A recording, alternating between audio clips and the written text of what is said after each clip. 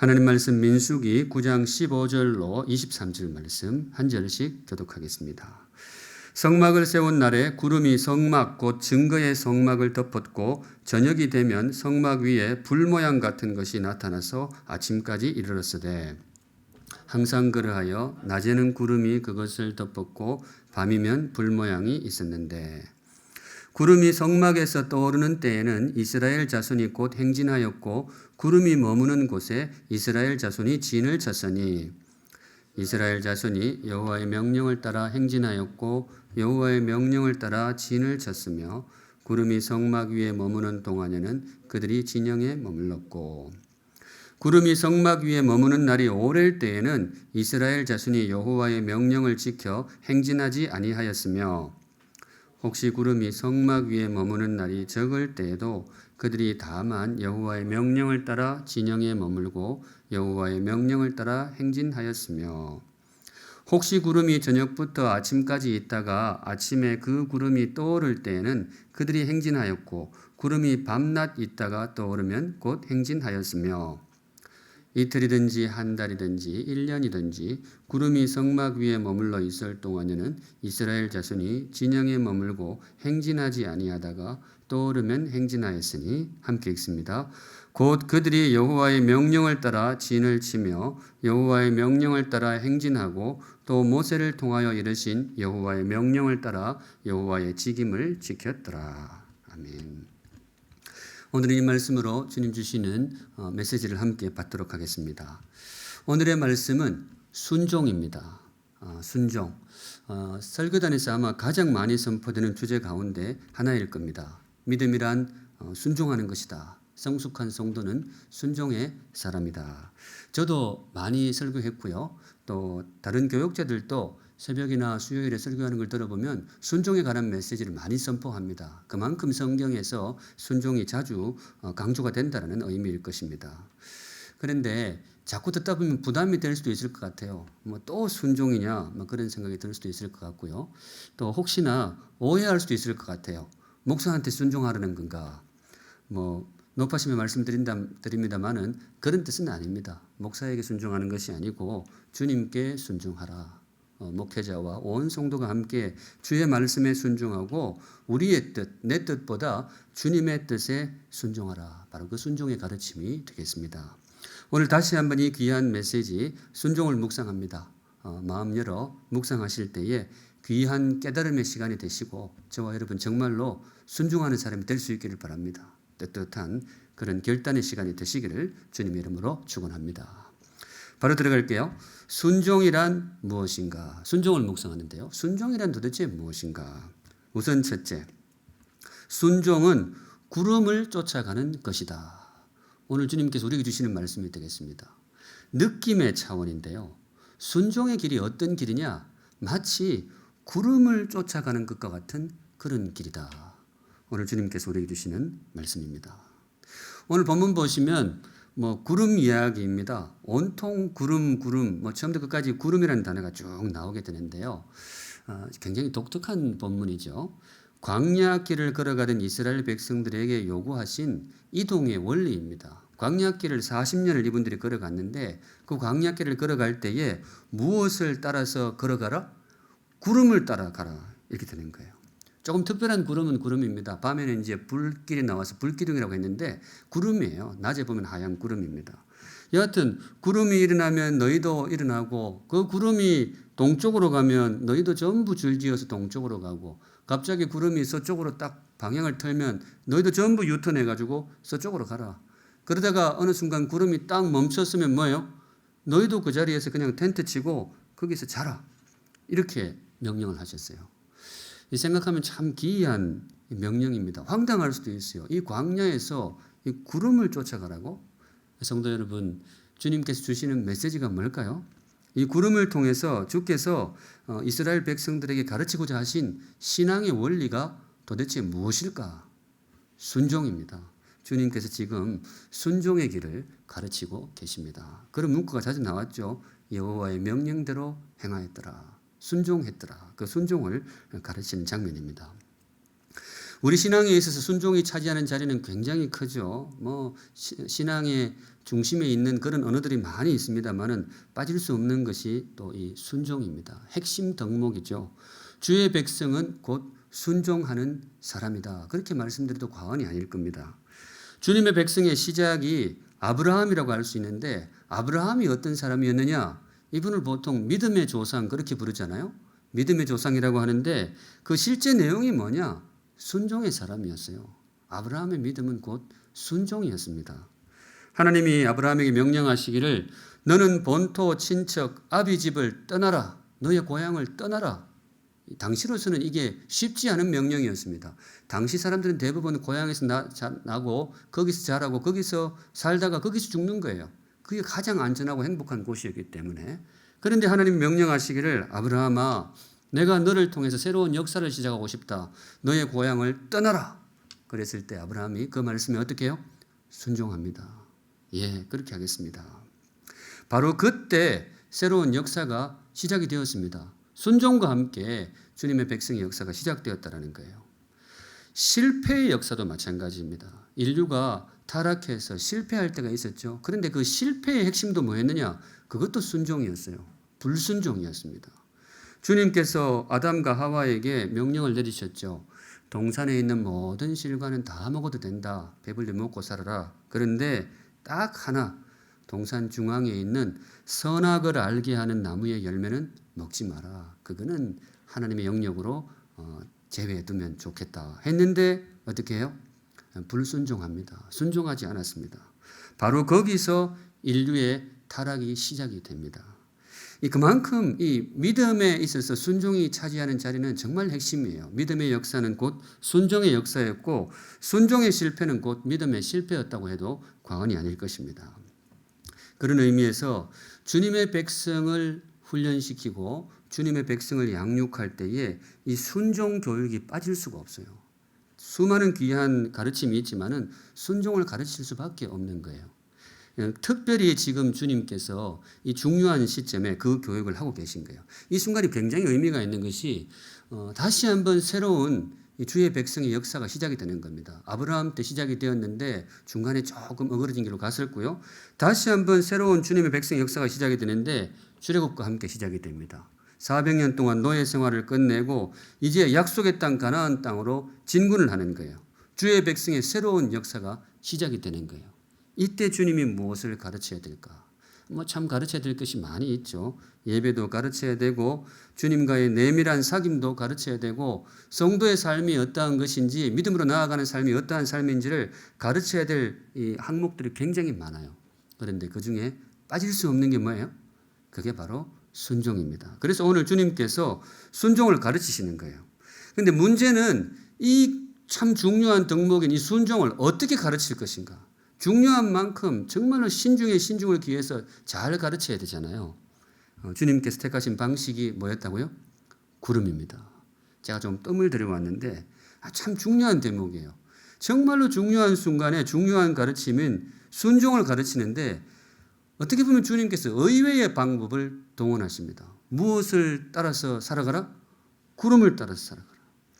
참 이상하게 들릴 수 있잖아요. 하필 하고 많은 것 중에 왜 구름이냐? 이유가 있습니다.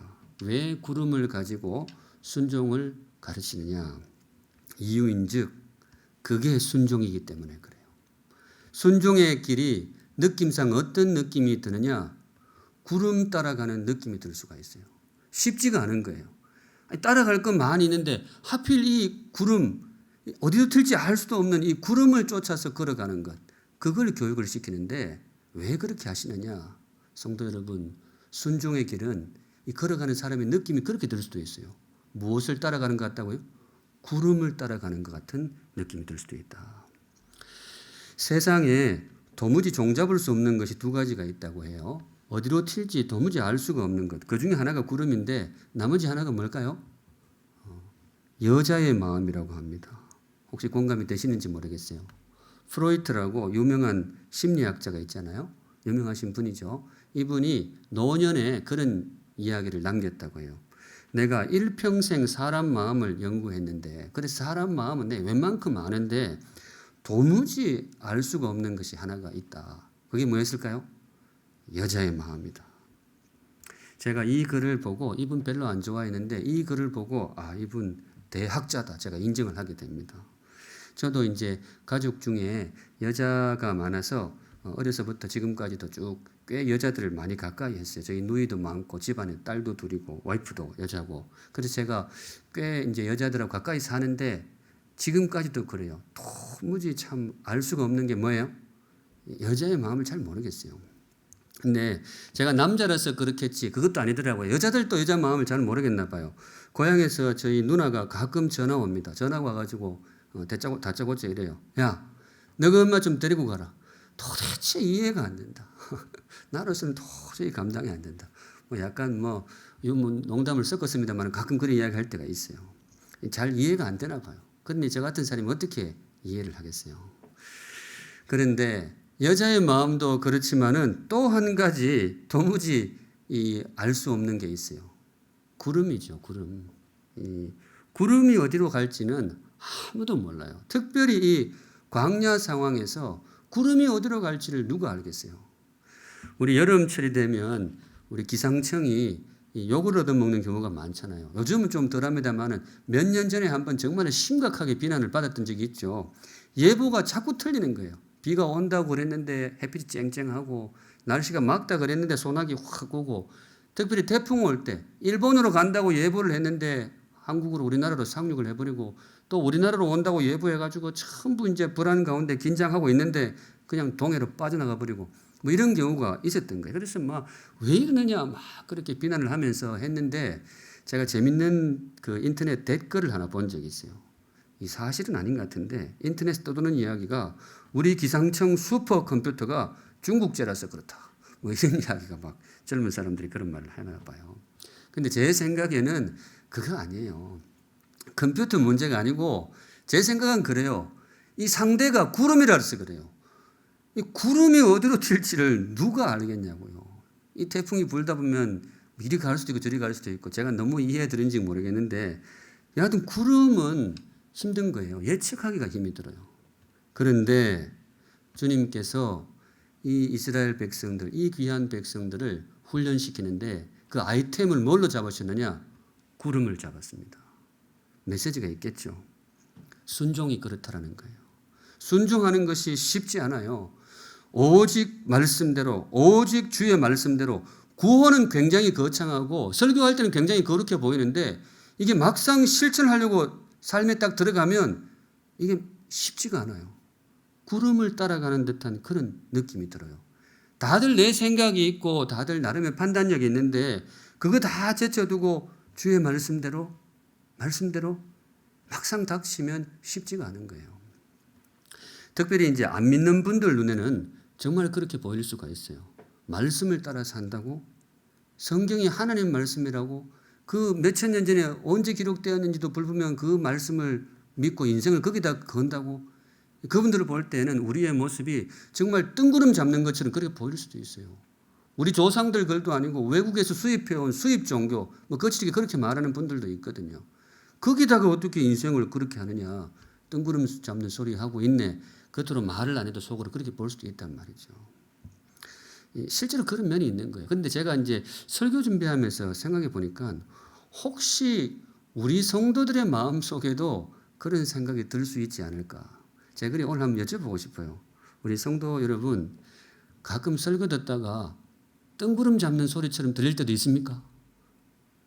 없기를 바랍니다. 근데 그럴 수도 있을 것 같아요. 예를 들어 이런 생각이 들 수도 있죠. 우리 목사님 현실을 잘 몰라.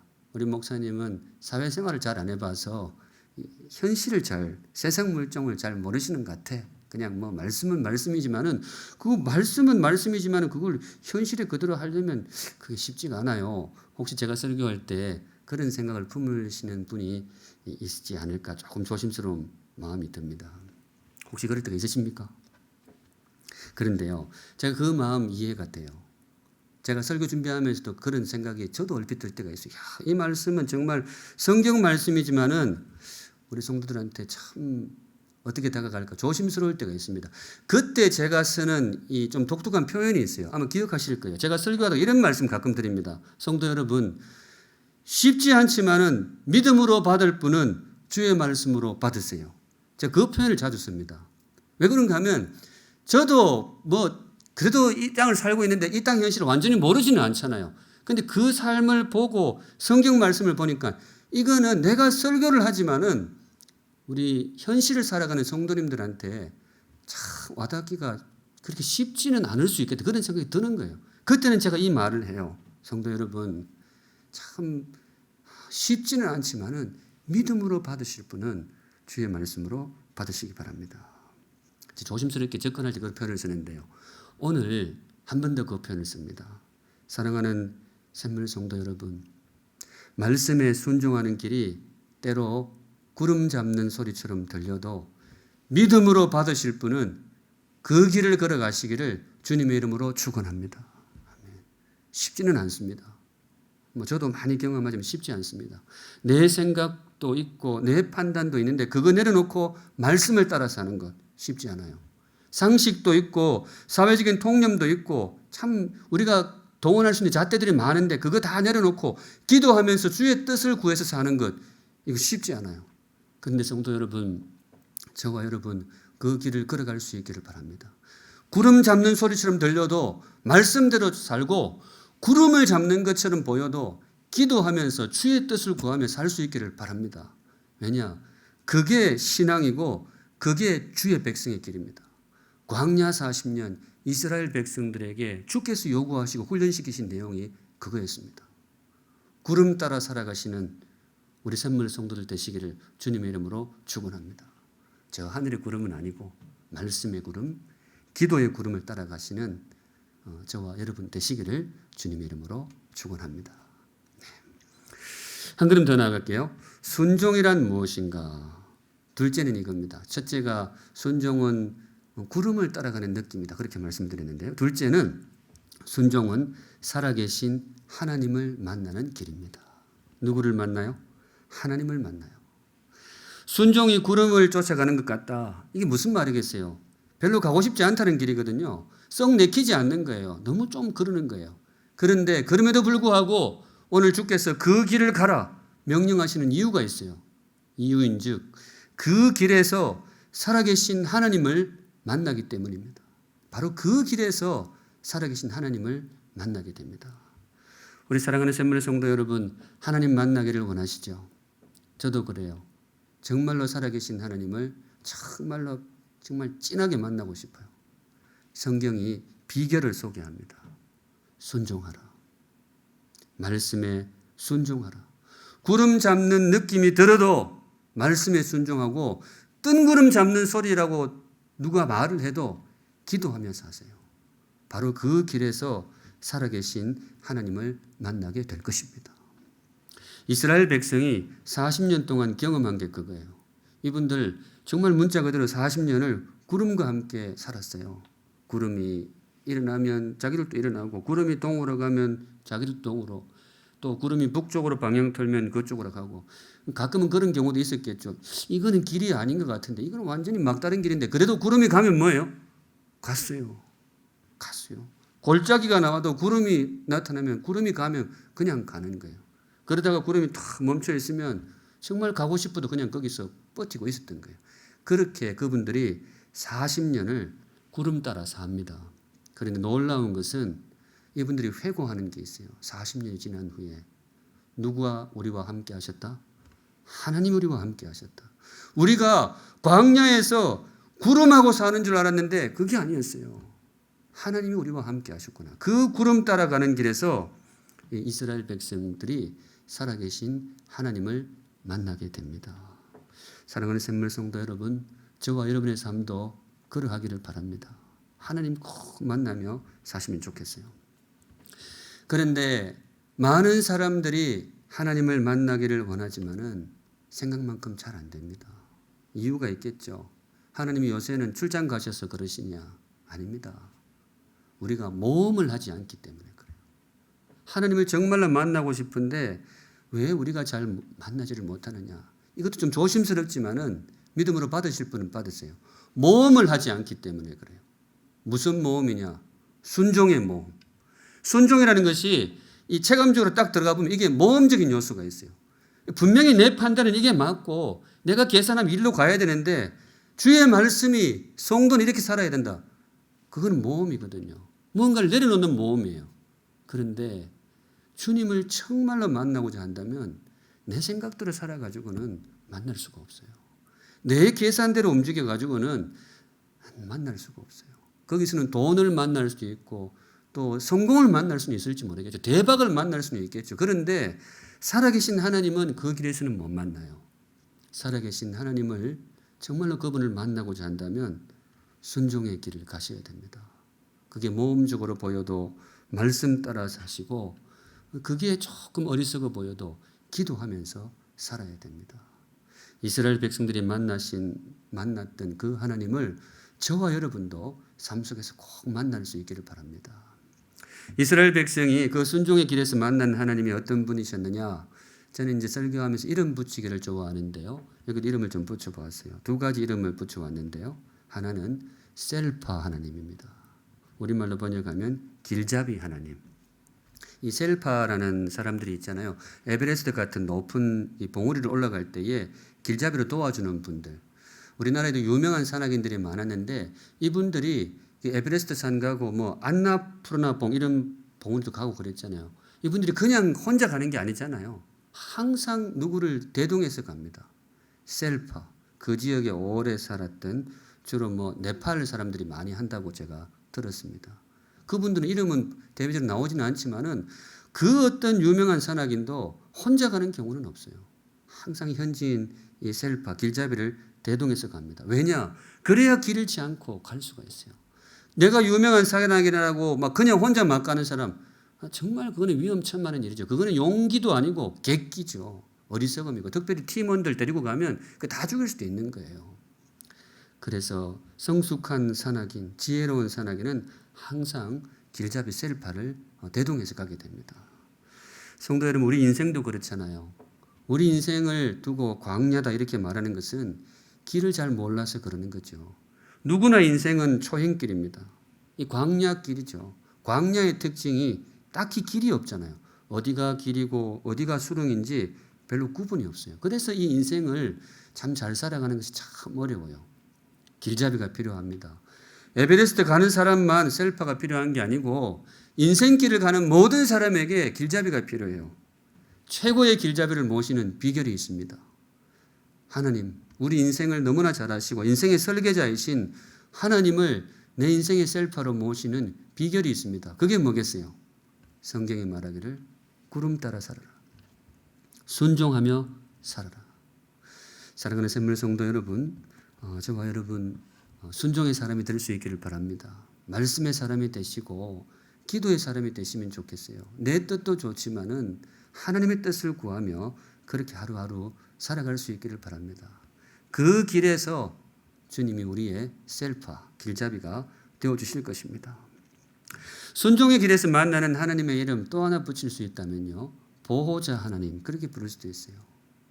성도 여러분, 우리 인생길이 참 길이 좀 막막하기도 하지만은 위험한 요소들도 많이 있잖아요. 그래서 광야죠. 광야라는 길은 이 길이 없는 곳이기도 하지만은 광야는 참 위험한 곳입니다. 그래서 길잡이도 필요하지만은 누가 필요하겠어요? 보호자가 필요하단 말이에요. 울타리가 필요하단 말이거든요. 최고의 울타리, 최고의 보호자를 모시는 비결이 있습니다. 바로 성경이 말하기를 구름 따라 살아라. 말씀 따라 살고 기도하며 주의 뜻을 구하며 순종하며 살아라. 바로 그 길에서 우리 인생 최고의 보호자이신 하나님을 만나게 될 것이다. 성도 여러분, 저와 여러분 그런 길을 가시면 좋겠어요. 다른 사람이 먼 구름 잡는 소리다, 뜬구름 잡는 그렇게 이야기를 해도 저와 여러분 그렇게 가시면 좋겠어요. 저도 그렇게 살 생각입니다. 물론 이 순종의 길이 마냥 평탄한 길만은 아닙니다. 주님께 순종한다고 해서 그게 뭐 모든 길이 새로 깐 아스팔트처럼 폭신폭신한 그런 길만 나타나느냐? 그렇지는 않아요. 순종의 길에도 거친 길도 있고요. 때로 순종의 길이기 때문에 더 거친 길이 나타나기도 합니다. 그런데 한 가지 확실한 것, 정말 우리를 듬직하게 하는 약속이 있어요. 순종의 길에는 하나님이 함께 하실 것입니다. 순종의 길에는 하나님이 함께 하실 것입니다. 여러분, 인생의 안전은 길바닥에 있는 게 아니에요. 길바닥이 푹신하다고 안전하고 길바닥이 좀 자갈이라고 불안전하고 그런 거 아니에요. 보호자와 함께 걸어가면 거친 길도 평안한 길이 되고, 보호자 없이 연약한 인생이 혼자 걸으면 아무리 아스팔트라도 위험천만한 길이 될 수밖에 없어요. 지혜로운 사람은 보호자를 찾을 것입니다. 구름 따라 살아가는 인생 되시기를 주님의 이름으로 축원합니다. 순종의 길은요, 길을 선택하는 과정이 아니고 동행을 선택하는 길입니다. 정말 마음 담아서 주의 말씀에 순종할 때에 우리의 보호자이신 하나님이 함께해 주실 것입니다. 여호수아 1장 말씀으로만 한번 새기시면 좋겠는데요. 여호수아 1장 8절에 이 율법책을 내 입에서 떠나지 말게 하며 주야로 그것을 묵상하여 그 안에 기록된 대로 다 지켜 행하라. 다른 말로 뭐 하라는 거겠어요? 순종하라. 어느 시대는 주시는 말씀은 비슷해요. 그리하면 내가 길이 평탄하게 될 것이며 내가 형통하리라. 너의 삶을 내가 형통하게 해주겠다. 약속 주시는데 구체적인 내용이 다음 구절에 나와요. 9절에 보시면 내가 네게 명령한 것이 아니냐. 강하고 담대하라. 두려워하지 말며 놀라지 말라. 뒷부분 같이 읽습니다. 시작. 네가 어디로 가든지 내 하나님 여호와가 너와 함께 하느니라 하시니라. 순종의 길에 주시는 주님의 약속입니다. 순종의 길이 조금 둘러가는 길처럼 보일 수 있어요. 순종의 길이 조금 자갈밭으로 보일 수도 있어요. 그런데 성도 여러분, 최고의 약속이 있는데 그 길에 우리 주님께서 함께 주실 것입니다. 그 길에서 우리 주님이 우리 인생의 길잡이가 되어주시고 그 길에서 우리의 보호자가 되어주실 것입니다. 아멘. 마지막으로 순종의 길 묵상하는데요. 순종이 뭐냐? 순종의 길이 하나님을 만나는 길이라고 했는데요. 한 가지 만남이 더 있습니다. 순종은 더 큰 나를 만나는 길입니다. 더 큰 나를 만나는 길이다. 순종의 길을 가야 할 이유가 있어요. 구름 잡는 느낌처럼 들리기도 하지만은 보이기도 하지만은 그 길에 귀한 만남이 있기 때문에 그 길을 가라. 오늘 주시는 말씀이 그래요. 거기서 하나님을 만난다 그랬습니다. 살아계신 하나님을 그 길에서 만날 수 있어요. 그런데 또 한 가지 귀한 만남이 있는데 나와의 만남이 있어요. 이전에 알지 못하던 새로운 나와의 만남. 이전에 경험하지 못했던 더 강하고 이전에 경험하지 못했던 더 지혜로운 더 성숙한 나와의 만남. 그 길이 바로 순종의 길입니다. 성도 여러분, 변화된 나를 만나기를 원하십니까? 순종하시기 바랍니다. 구름 따라가는 길에서 저와 여러분의 변화를 맛보게 될 것입니다. 요즘은 홍콩 영화가 별로 인기가 없는데요. 제가 이제 어린 시절만 해도 홍콩, 중국 이 무협 영화가 굉장히 많이 나왔었죠. 그 스토리가 비슷하더라고요. 대체로 그렇게 시작이 되거든요. 아버지가 원수의 칼에 맞아서 죽어가는 거예요. 죽어가는데 어린 아들이 옆에 있죠. 그러면 꼭 이렇게 가슴 속에서 하얀 서찰을 하나 꺼내주거든요. 아들아, 이거 들고 어느 산으로 가면 암흑의 뭐 대사가 있다. 거기에 가서 너의 몸을 의탁하거라. 그리고 아버지가 탁 죽죠. 그래서 아들은 울면서 막 산으로 갑니다. 가보니까 진짜 어떤 대사가 있는데 거기에 이제 서찰을 주니까 나중에 보니까 그 대사가 누구예요? 아버지의 아주 어린 시절 중마고 친구인 거예요. 그래 이제 서찰을 보고 이놈이 그 집 아들이구나. 그래서 참 긍휼한 여기는 마음으로 얘야 나에게 원하는 게 무엇이냐. 그때 이제 어린 아들이 대답하죠. 예, 무예를 배우고 싶습니다. 저도 강해져서 아버지의 원수를 갖고 싶습니다. 제가 중국 영화 많이 본 것 같죠? 대충 패턴이 비슷해요. 그렇게 돼요. 그날부터 이제 그래 내가 오늘부터 너의 스승이 되겠다 이렇게 해서 이제 그 절이나 그 집에 기거를 하게 되는 거예요. 다음 날부터 이제 훈련이 시작이 되는데 훈련이 이상해요. 맨날 심부름만 시켜요. 가르쳐준다는 무예는 안 가르쳐주고 물도 오고 장작 패고 맨날 그것만 시키는 거예요. 처음에는 즐겁게 했어요. 하루 이틀. 그런데 한 달, 두 달, 3년, 4년이 지나도 맨날 눈 뜨면 물도 오고 장작 패고 그것만 시키는 거예요. 그 세월이 거진 10년을 막 가는 거예요. 이게 그러니까 어린 아들이 이제 도무지 참을 수가 없어요. 너무 부해가 나가지고 하루는 작심하고 그 사부님이죠. 스승님을 찾아갑니다. 사부님, 응? 내가 도무지 속이 답답해서 찾아왔는데 당신 정말 내 아버지 친구가 맞소? 나한테 무예는 언제 가르쳐줄 거요? 가르쳐준다는 무예는 안 가르쳐주고 맨날 심부름을 시키고 당신 가짜 아니요? 이렇게 막 퍼붓는 거예요. 그때 이제 그 사부 그분이 지그시 웃는 얼굴로 이야기를 하는 거죠. 야야, 네가 지금 가서 우물에 너의 몸을 한번 비춰보아라. 그래가지고 그 이야기 듣고 우물에 가서 몸을 비춰보는데 놀라운 사실을 발견하게 됩니다. 뭐예요? 완전히 달라진 자기 모습을 보는 거예요. 온몸에 그냥 근육이 탁 장착이 되어 있어요. 그것도 이소룡 잔근육. 완전히 무인이 되어 있는 거예요.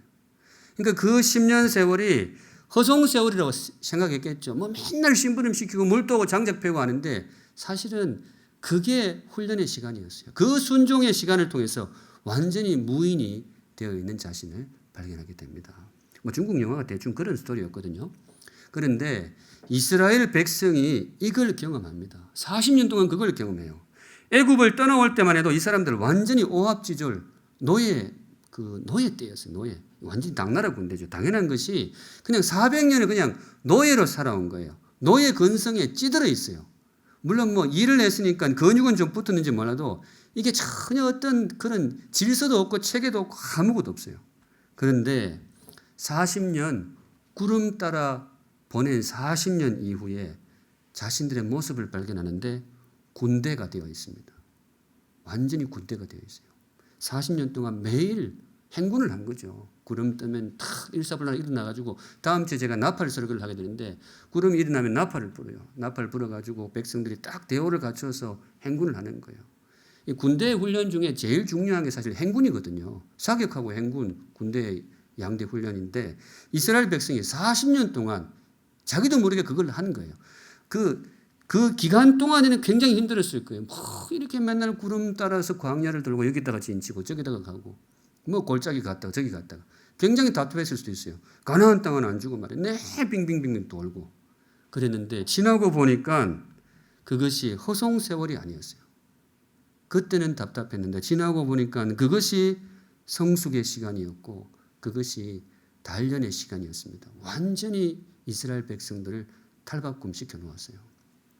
40년 전에 우리는 메뚜기입니다. 정탐꾼을 보냈더니 완전히 겁쟁이 집어먹고 물러섰던 노예 무리였는데 40년 구름 순종의 시간을 관통한 후에는 어엿한 군대가 되어 있었습니다. 사랑하는 샘물 성도 여러분, 더 큰 나를 만나기를 원하십니까? 정말로 변화된 나 자신을 경험하기를 원하십니까? 순종하시기 바랍니다. 이전보다 더 강한 나를 만나기를 원하십니까? 이전보다 더 지혜롭고 더 성숙한 나를 경험하기를 원하십니까? 구름 따라 사시기 바랍니다. 다른 사람이 뭐라 그래도 말씀 따라 사시고 다른 사람이 뭐라 그래도 기도하며 사시기 바랍니다. 바로 그 순종의 시간이 저와 여러분을 정말로 귀한 주의 백성으로 빚어갈 것입니다. 하나님의 훈련은 늘 그랬어요. 주께서 사람을 키우실 때는 이 대목을 거의 예외 없이 다 통과하게 하셨어요. 순종의 시간을 관통하게 하십니다. 요셉이 그랬고 여호수아도 그랬고 모세도 그랬고 아브라함도 그렇고 누구도 예외가 없어요. 심지어 우리 예수님의 삶을 요약하는 문구에도 이 순종이 나타납니다. 빌립보서 2장 8절에 주님께서 죽기까지 복종하셨으니 곧 십자가에 죽으십니다. 우리 그리스도의 길에도 이 순종의 길이 들어가 있는 거예요. 성도 여러분, 저와 여러분 정말로 변화된 나 자신을 만나기 위해서 그러기를 바라신다면 순종하시기 바랍니다. 답답해도 구름 따라 사시면 좋겠습니다. 제 이야기를 조금 드려야겠는데요. 이 대목에서 저 이야기하는 것이 조금 어색할 수도 있는데 오늘 말씀은 사실 누구보다도 저에게 주시는 말씀입니다. 나중에 기도할 때 성도 여러분 제가 저를 위한 기도를 요청을 드릴 거예요. 그 이유가 여기에 있는데요. 교회를 맡는다라는 것은 사실 가벼운 일은 아닙니다. 제가 샘물교회 목사가 된 것은 굉장히 영광스러운 일이지만은 사실 굉장히 부담스럽고 두려운 일이기도 합니다. 한 사람 한 인생 귀하지 않은 분이 없잖아요. 또 샘물에는 식구들이 좀 많아가지고 정말 천하보다 귀한 인생들이 여기 많이 있단 말이죠. 목회를 한다는 것은 그렇게 정말로 귀한 한 사람 한 인생 여러분들의 그 귀한 삶에 일정 부분 영향을 미치는 자리입니다. 삶에도 그렇고 특별히 신앙에도 그렇습니다. 그리고 늘 이 부담이 좀 있습니다만 나중에 하나님 앞에 섰을 때에 여러분의 삶과 인생과 신앙에 대해서 일정 부분 저도 책임을 져야 하는 그런 자리입니다. 그런 부담감이 있어요.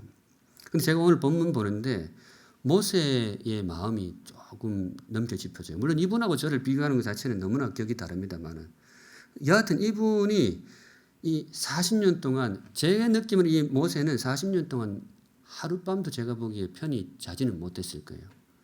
구름 쫓아가야 되거든요.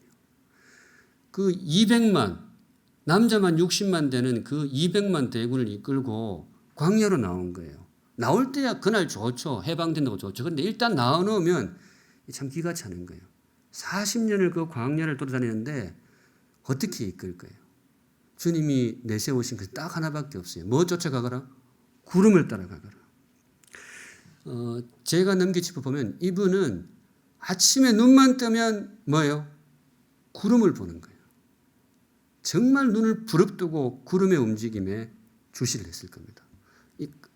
어떤 강한 표현을 써도 괜찮아요. 혼신의 힘을 다해서 그 주님이 지정하신 저 구름이 어떻게 되느냐. 거기에 완전히 촉각을 다 기울이는 그런 삶을 살았을 겁니다. 왜냐? 주의 백성을 이 광야길을 관통을 해야 되니까. 그거밖에 없는 거예요. 제가 이제 이번 주에 설교를 준비하는데 저 역시 부족하지만 조금 그런 면이 있어요. 제가 이제 새벽에 늘 기도하러 나옵니다만 기도하러 나올 때 그런 생각을 가끔 합니다. 구름 보러 가는 것이다. 이번 주에 이 언어를 주시더라고요. 아, 내가 그렇게 살고 있구나. 주님의 뜻을 구하는 거죠. 샘물 공동체가 어디로 나아가야 될까? 도대체 어떻게 판단을 했냐고요. 성경 말씀을 보고 열심히 말씀대로 하려고 합니다. 샘물의 귀한 전통이 있긴 있습니다. 근데 그것도 다 참고하지만은 지금 이 순간 샘물 공동체가 어디로 나아가야 되냐. 특별히 이 코로나 상황이 뭐 저희 선배 어른들도 그렇지만 저로서는 뭐 도무지 처음 겪는 이 광야죠. 이게 어디로 가야 될지 잘 모르는 그런 순간들이 있어요. 그래서 저도 늘 이제 그런 긴장감 가운데 기도를 합니다. 정말 이 말이 맞아요. 구름 잡는 거예요. 구름이 어디로 움직이는지 그걸 봐야 움직이는 거예요. 구름. 정확하고 지혜로운 판단을 내릴 수 있도록 많이 기도해 주시기 바랍니다. 그런데 저에게 그나마 조금 다행스러운 것은 제가 이 구름을 잡는데 마냥 뜬구름 잡는 느낌은 아니에요. 설교를 통해 몇 차례 나눈 적이 있습니다만 하나님께서 저한테 몇 번 좀 의미 있는 경험을 주셨어요. 저 인생도 살아오면서 위기가 있었고 막막할 때가 있었는데 다행스럽게도 기도로 지나온 경험이 두세 번, 서너 번 있습니다. 인상적인. 그때도 그랬어요. 이게 그때는 제 개인적인 그 진로였습니다만은 어디로 해야 될지, 지금이 또 나서야 될지, 이게 물러서 있어야 될지 그 판단이 안 서는 경우가 너무 많았어요. 그럴 때는 할 수 있는 것이 뭐 점치듯이 성경책 펼칠 수는 없고 정말 기도하며 주님의 뜻을 구해야 되는데 그때 기도 가운데 주님의 인도하심을 받았던 부족하지만 경험이 몇 차례 좀 누적이 되어 있습니다. 어쩌면은 지금 돌아보면 샘물 목회를 위해서 주님께서 저에게 던져주신 경험인지도 모르겠습니다. 교회를 목회한다는 것은 그냥 신학 공부하고 설교 기술 배우고 그건 아니거든요. 이 공동체를 이끈다는 것, 공동체와 함께 나아간다는 것, 그거는 이 표현이 딱 맞아요. 그때 정말로 구름의 움직임을 주님의 뜻이 어디 있는지를 정말로 감지를 해야 됩니다. 그래 하루하루 열심히 기도하면서 정말 예민하게 기도하면서 우리 샘물 공동체가 나아가야 될 방향을 제가 장로님들하고 의논하고 그렇게 해서 이렇게 나아가도록 하겠습니다. 많이 기도해 주시면 좋겠습니다. 그래서 특별히 우리 샘물 성도님들께 이 자리를 빌어서 여러분에게 당부의 말씀, 도움을 구하려고 합니다. 성도 여러분, 기도의 사람이 되시기 바랍니다. 우리 샘물교회 정말로 기도하는 교회 되었으면 좋겠어요. 구름을 잡아야 돼요. 구름이 어디로 가는지 봐야 돼요. 그때그때 주시는 주님의 뜻을 예민하게 해야 돼요. 물론 제가 지금 무슨 신비 체험하자 그런 것은 아닙니다. 하나님과 인격적인 사귐이 있어야 돼요. 온 교회가 기도해 주시면 좋겠어요. 그리고 특별히 교회 리더십에 있는 우리 직분자 여러분, 정말 기도의 사람이 되셔야 돼요. 교회의 어떤 의사결정에 참여하시는 분들은 제가 몇 차례 말씀을 드렸는데요. 모든 분들이 그렇지만 교회의 의사결정에 참여하시는 분들은 정말 기도의 사람이 되셔야 돼요. 그냥 사회적인 경험, 사회적인 식견, 물론 그것도 하나님 사용하십니다. 그런데 구름을 잡아야 돼요. 모세에게 경험 많았어요. 40년 동안 광야에서 여러 가지 식견 많았어요. 그러니까 모세에게 나름의 판단이 있는 거예요. 그런데 하나님이 요구를 하신 것은 모세야 네 판단 그거 가지고 백성을 이끌어라. 그렇게 안 하세요. 뭐 보고 이끌어라? 구름을 보고 가거라. 구름을 보고 가거라. 저는 우리 샘물교회가 그렇게 나아갔으면 좋겠어요. 우리가 그동안 누적한 우리의 경험, 그것도 너무나 귀하죠. 그런데 정말로 그때그때 기도하면서 구름 따라가는 주님의 구름을 감지하고 그것을 따라가는 우리 샘물 공동체가 될 수 있기를 우리 주님의 이름으로 축원합니다. 아멘. 말씀 정리합니다. 오늘 설교 제목 구름 따라 말씀 따라 제목이 괜찮은가요? 이거 굉장히 신경 써서 골랐습니다. 느낌이 그럴 수 있다라는 거예요. 말씀 따라 살아가는 것이 구름을 잡는 것처럼 보일 수 있고 기도하면서 하는 것이 구름 따라가는 것처럼 보일 수가 있어요. 그런데 주님과의 깊은 사귐이 있을 때 그 길이야말로 가장 평탄하고 그 길이야말로 가장 안전하고 가장 존귀한 길이 될 것입니다. 하나님과 깊이 교제하면서 최고의 길, 순종의 길을 걸어가시는 우리 샘물 성도님들 되시기를 우리 주님의 이름으로 축원합니다. 아멘. 함께 찬양하겠습니다. 주님 말씀하시면 내가 나아가리라. 그냥 설교 요약으로 보시면 됩니다. 기도하는 마음으로 찬양하겠습니다. 거룩하신 하나님 아버지, 오늘도 주신 말씀 마음에 깊이 새깁니다. 구름 따라 말씀 따라 또 기도 따라 주님 우리에게 정말 인도자가 되기를 원하시고 우리의 보호자가 되기를 원하시는 하나님 아버지, 그 마음으로 주신 말씀이라고 믿습니다. 순종의 사람이 되겠습니다. 말씀과 기도의 사람이 되겠습니다. 주님 약속하신 대로 우리의 인도자와 보호자가 되어 주시옵소서. 이 나라를 주님 긍휼히 여겨주시고 불쌍히 여겨 주시옵소서. 주님 바로 없기는 우리의 인도자가 되듯이 이 나라의 인도자도 되어 주시고 우리의 보호자가 되듯이 이 땅의 보호자도 되어 주시옵소서. 이 땅의 그리스도인들이 특별히 앞서 있는 많은 그리스도인들이 정치 권역에 있는 또 그리스도인들이 정말 하나님을 두려워하고 백성을 사랑하고 주님의 뜻을 구하며 기도하며 나아가는 그런 나라가 되게 하여 주시옵소서. 우리 샘물교회가 더욱 그리 되기를 원합니다. 우리의 지혜와 경험도 참 귀하지만은 주님 앞에 두렵고 떨림으로 기도하며 주의 뜻을 구하며 나아가는 우리 샘물 공동체, 샘물의 걸음이 되게 하여 주시옵소서. 하나님 아버지, 오늘도 우리 성도들 귀한 헌물 주님께 올려드립니다. 주님, 우리 성도들의 생업의 현장도 주님 지켜주시고 또 우리 젊은이들의 앞길도 주님 지켜주시고 모든 경제적인 형편도 주님 긍휼히 여겨 주시옵소서. 정성으로 올려드리오니 주께서 기쁘게 받으시고 주님 나라와 주님의 영광을 위하여 요긴한 곳에 사용하여 주시옵소서. 특별히 우리 성도들의 헌물 가운데에 마음의 소망과 기도의 제목을 담은 헌물이 있습니까? 주님 그 마음을 헤아려 보시고 우리 사랑하는 샘물 성도들을 가장 복되고 제일 선하고 존귀한 길로 인도하여 주시옵소서. 아멘. 지금은 우리 구주 예수 그리스도의 은혜와 하나님 아버지의 그 크신 사랑과 지금도 우리와 함께 하시고 인도하시는 성령 하나님의 임재하심이 머리 숙여 주를 예배하는 모든 사랑하는 샘물 성도들 머리 위에 그 앞길 위에 이제로부터 영원까지 항상 함께 계실지어다. 아멘.